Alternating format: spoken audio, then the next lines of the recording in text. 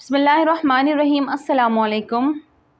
ایک جیلر صاحب اپنی ملازمت کے دوران کا واقعہ سناتے ہوئے بتاتے ہیں کہ میری جیل میں ایک قیدی کو لایا گیا جس نے اپنی سگی بھتیجی کا قتل کر دیا تھا۔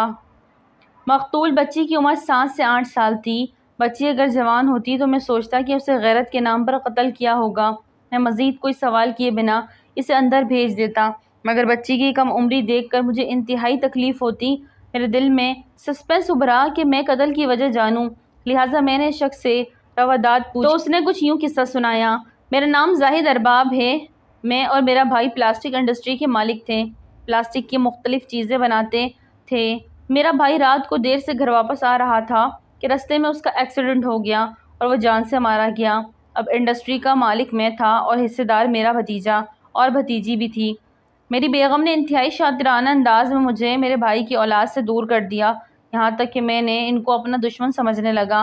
میں نے انہیں کاروبار سے نکال باہر کیا، ان کا سب کچھ ہتھیا لیا، مگر پھر بھی مجھے ان سے خطرہ محسوس ہوتا رہا، یہاں تک کہ میں نے ان سے دشمنی پر اترا اور ان کو اپنا دشمن سمجھنے کی سب سے بڑی وجہ میری بیوی تھی، جو روز قطرہ قطرہ کر کے میرے دل میں زہر ڈال رہی تھی اور میری نفرت کو بڑھاوا دے رہی تھی۔ یہاں تک کہ بیوی کے کہنے پر میں نے بھلا پھسلا کر پرانا گھر گرا کر نیا گھر تعمیر کرنے کے نام بھابھی سے گھر بھی خالی کروا لیا تھا۔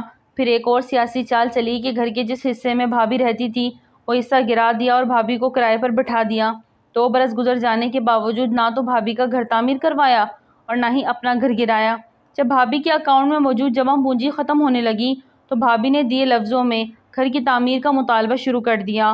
میں اسی موقع کا انتظار میں تھا جب بھابھی اپنے گھر کی تعمیر کا مطالبہ کیا تو میں نے بھابھی سے کہا، ہم لوگ یہ گھر اور یہ جگہ بیچ کر کسی اچھی سوسائٹی میں منتقل ہو جاتے ہیں۔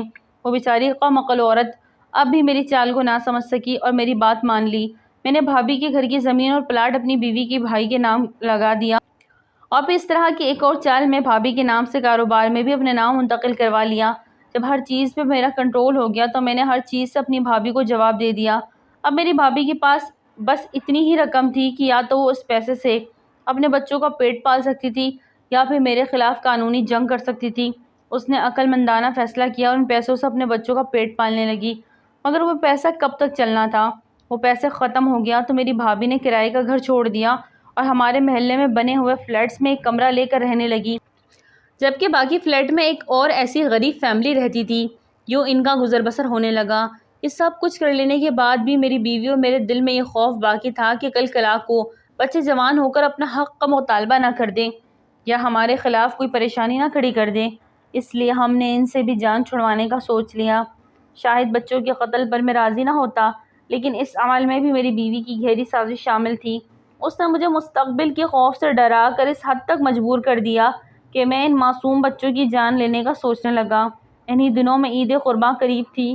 عید والے دن باقی غریب بچوں کی طرح میری بھتیجی بھی ان کے ساتھ محلے سے گوشت مانگنے کے لیے نکلی ہوئی تھی۔ جب پھرتے ہوئے وہ میرے گھر میں پہنچی تو میں نے گولی سے اس کے سر کے چھیچڑے اڑا دیے اور پہلا بیان دیا کہ جب بچے گھر میں داخل ہوئے تو ہتھیار سامنے پڑا تھا، کسی بچے سے گولی چلی اور میری بھتیجی کو لگ گئی، مگر باقی بچوں کو گواہی نے میرے اس بیان کو خراب کر دیا اور میں نے گارڈ کو مجبور کر کے قتل کا الزام اس کے سر پر دھر دیا اور گارڈ کو اس بات کی گارنٹی دی کہ میں اسے چھڑوا لوں گا۔ مگر ان فلیٹس میں جو 8-10 گھرانے مقیم تھے انہوں نے اتحاد کر لیا۔ ان کو محلے سے بھی اچھی خاصی سپورٹ مل گئی تھی۔ رہی صحیح کسر میرے بزنس حلیفوں نے پوری کر دی۔ اوپر سے میری بدقسمتی کے تفتیشی افسر انتہائی ایماندار تھا، انہوں نے میرے گارڈ کو چھوڑ کر مجھے گرفتار کر لیا اور تھوڑی سی مشقت کے بعد مجھ سے اقرار جرم کروا لیا۔ مجھے ہر دوسرے یا تیسرے سال جیل بدل کر کسی اور جیل میں منتقل کر دیا جاتا ہے۔ اب میرے پیچھے میری خبر لینے والا کوئی نہیں آتا۔ میری بیوی جس نے مجھ سے سب کچھ کروایا وہ مجھ سے طلاق لے کر کسی اور کے نکاح میں چلی گئی ہے۔ اس سے میرا گھر میری بیوی کے بھائی نے ہتھیا لیا اور میرا کاروبار اس کے نئے شوہر نے لے لیا۔ اس نے بھی کاروبار کی سمجھ بوجھ اجانے کے بعد میری سابقہ بیوی کو طلاق دے کر اسے فارغ کر دیا۔ مجھے نہیں پتا آج میرے بچے کس حال میں ہیں۔ اپنی بات مکمل کرنے کے بعد زاہد ارباب نے پوچھا کہ کیا میری رحم کی اپیل منظور ہو جائے گی؟ میں نے قہر آلود نظر اس پر ڈالی اور کہا، یہ رحمت للعالمین نبی کریم صلی اللہ علیہ وسلم کی رحمت ہی ہے، جنہوں نے تجھے جیسے کو اپنا امتی کہہ کر سفارش کر لینی ہے، اور اللہ تعالیٰ جیسا غفور و رحیم ہی ہے جس نے تیرے حق میں شفاعت قبول کر لینی ہے۔